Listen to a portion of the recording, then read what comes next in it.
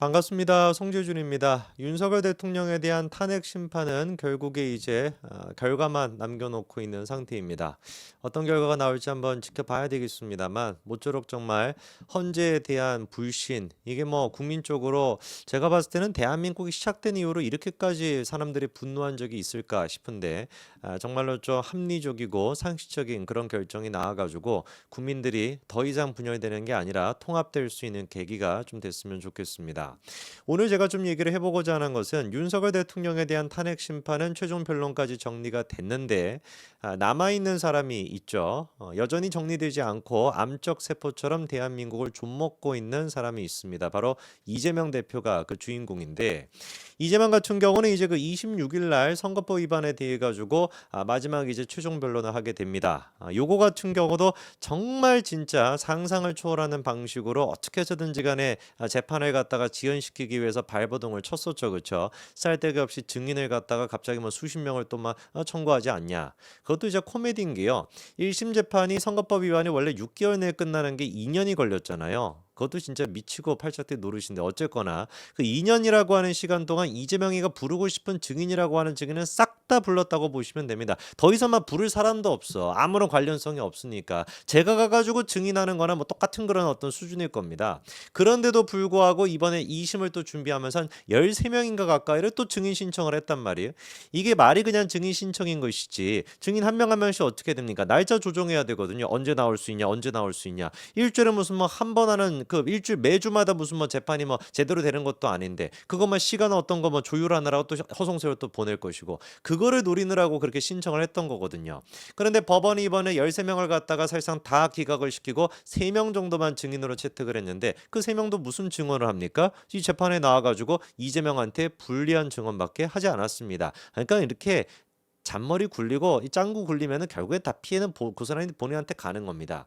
거기에다가 무슨 뭐 선거법 위반이라고 하는 그 죄 자체가 위헌의 소지가 있다고 헌재에다가 무슨 뭐 또 소송을 건다라는 것인데 그것도 100% 기각이 될 수밖에 없는 것이고 별의별 그냥 뭐 개쇼를 갖다가 다 하면서 뭐 폐무무죄에다가 이사 뭐 불명인가 뭐 별의별 거를 갖다가 다 해가지고 요리조리 피해가면서 시간을 끌었었잖아요.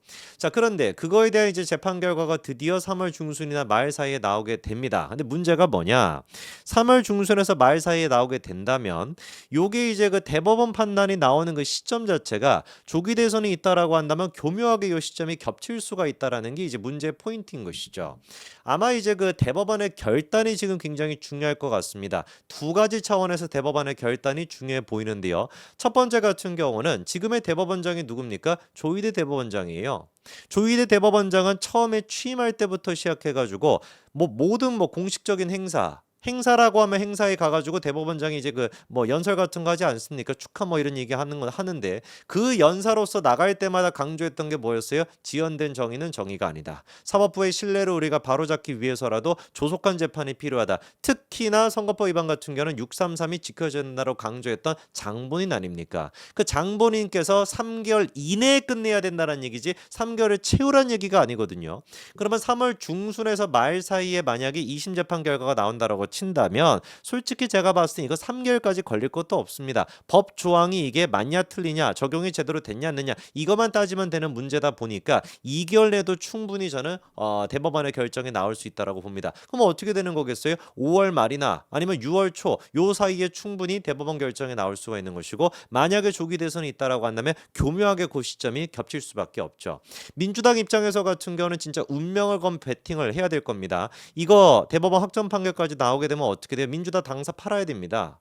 424억인가를 물어내야 되거든요. 지금 뭐 건물 팔고 뭐 아마 건물 팔면 충분히 뭐 가능하겠죠. 그렇죠? 건물 팔고 어쩌고저쩌고 해가지고 천막 당사 세우고 그렇게 가야 됩니다. 그리고 결정적으로 뭐예요? 후보 자체를 낼 수가 없어요. 대선이 있기 24일 전에 후보를 갖다가 확정을 해야 됩니다. 그리고 후보를 확정하면 끝입니다. 그걸로. 그러면 대선이 있기 한 달 전에 후보를 확정해야 되다 보니까 4월 말에 후보를 갖다가 확정해야 되는 것인데 그러면 4월 말에 이재명을 확정을 해버렸어. 그리고 그 뒤에 나중에 이재명이 나가게 돼. 그럼 민주당 후보 못 내는 거예요.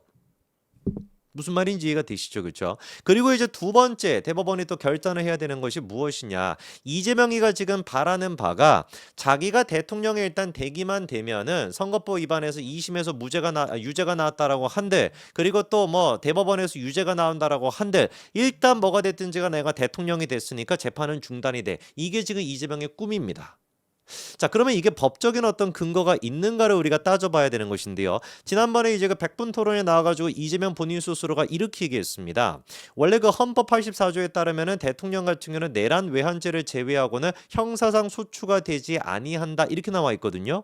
소추라고 하는 것은 그건 뭐냐? 이거는 100이면 100. 법조인이라고 한다면 100이면 100 진짜 기소라고 답합니다. 그래서 이제 뭐 장영수 지금 이제 고려대학교 교수도 그렇고 그리고 또 많이 나오는 또 저기 그 여자 그 차진아 교수라고 있지 않습니까? 고려대 그 차진아 교수도 그렇고 차진아 교수는 살짝 좀 진보인 것 같은데 근데 뭐가 됐든지 간에 다 일단 공통적으로 하는 얘기는 헌법에서 얘기하고 있는 소추는 뭐라는 거예요? 그 기소라는 겁니다. 자, 그런데 이거를 갖다가 이재명이가 백분 토론에 나가가지고 뭐라고 얘기를 했어요? 헌법 84조에 나와 있는 소추라고 할 때 소는 기소를 뜻하고 추는 뭐를 뜻한다? 재판을 뜻한다. 지 멋대로 소추라고 하는 게 기소와 재판을 합친 것이다. 이렇게 주장을 했습니다. 그러니까 헌법에 따르면은 일단 대통령이 됐을 때는 기소도 안 되는 것이고 재판도 되지 않는다. 이렇게 지금 이재명이가 개소리를 늘여놓고 있는 거예요. 원래 이제 헌법에 따르게 된다면 기소만 추가로 안 된다는 뜻이기 때문에 이재명이가 대통령이 됐다라고 해도 새로운 범죄 혐의에 대해서는 기소가 안 될 수 있다라고 해도 기존에 있던 사항은 진행이 되는 겁니다. 이거는 뭐 이견이 없습니다. 기존에 있던 거는 계속 진행이 되는 것이고 기존에 있던 재판 또한 당연히 지속이 되는 거죠. 그렇기 때문에 대법원의 지금 결단이 필요하다라는 거예요. 혹여나 이재명이가 대통령이 되고 난 뒤에 이재명의 눈치를 보느나 이재명 대통령의 눈치를 보느라고 대법원의 역할을 제대로 안 한다라고 한다면 대법원에 도대체 무슨 필요가 있겠습니까? 저는 100% 확신하는 게 뭐냐면 이재명이는 대통령직을 유지하기 위해서라고 한다면 제2의 계엄, 제3의 계엄, 제4의 계엄, 5의 계엄 무슨 계엄이든지 간에 할 수 있는 인간이 이재명입니다. 제가 그냥 과장을 하는 게 아니잖아요. 충분히 그러고도 남을 인간입니다. 본인의 어떤 죄를 덮기 위해서라고 한다면 본인의 어떤 형사처벌을 피하기 위해서라고 한다면 본인이 만약에 대통령직이 날아가게 생겼어. 대법원에 이제 확정 판결이 나와가지고 딱 이재명이 대통령이 되고 있는데 대법원 조희대 대법원장이 얘기를 하는 겁니다.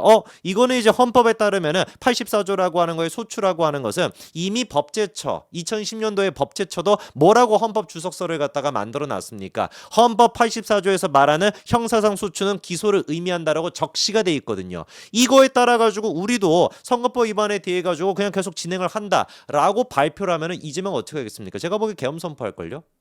그렇지 않습니까? 대법원 그거 무슨 뭐 군대 동원해가지고 막아버리지 않겠습니까? 그러고도 남을 인간인 겁니다. 절대로 대법원 같은 경우는 이재명, 찌재명에 굴복해서는 안 됩니다. 법과 원칙에 따라 가지고 이재명에 대해서도 정리를 할 수 있어야 되는 것이고 헌재가 어떤 결정을 내릴지는 모르겠습니다만 헌재 같은 경우는 이미 국민적인 신뢰, 국민적인 기대를 저버린 지가 오래죠. 대법원의 조희대 대법원장 같은 경우는 안 그렇다라고 하는 기대를 우리가 갖고 있지 않습니까? 정말로 대법원조차도 조희대 대법원조차도 이재명에게 굴복한다라고 한다면 글쎄요, 제가 봤을 때는 대한민국의 미래는 없어 보입니다. 사법부 마팅이 가 있고 헌재 마팅 가 있고 이재명이 지배하는 행정부 저는 적어도 그런 나라에 살 자신이 없고 그런 용기도 없네요. 제발 좀 모쪼록 현명한 판단 내려주시길 바랍니다. 여기까지 말씀드리겠습니다. 감사합니다.